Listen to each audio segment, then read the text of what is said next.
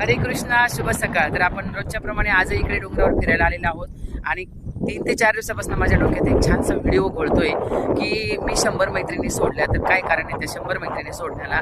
तो पण एक व्हिडिओ आहे आणि 16 माळा का करायच्या तो पण एक व्हिडिओ तयार आहे. आणि लोकांनी आपल्याबद्दल बोलू द्या वाईट. संत तुकाराम महाराजांची ओवी आहे की निंदकाचे घर असावे शेजारी. ते नक्कीच आपल्याबद्दल भरपूर निंदा करू द्या, बिलकुल घाबरू नका. त्याचा खूप सारा फायदा आहे आपल्याला. बिलकुल आपण टेन्शन नका घेऊ. एकतर ते प्रगतीचं लक्षण आहे. दुसरी गोष्ट आपल्या आध्यात्मिक जीवनामध्ये जे आपण पाऊल उचललंय त्याचाही आपल्याला खूप फायदा होतो.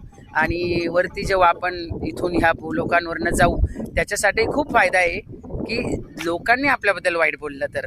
पण नक्की ऐका, आपण कोणाबद्दल वाईट बोलायचं नाही. त्याचा काय दुष्परिणाम आहे हे नक्की तुम्ही ऐकाल. तर नेमके आपण जेव्हा आपल्यासोबतचा एखादा नसतो मित्रमैत्रिणींपैकी तेव्हा आपण त्याच्याबद्दल गपशप करतो किंवा वाईटाबरोबर चांगलं का होतं आणि चांगल्याबरोबर वाईट का होतं.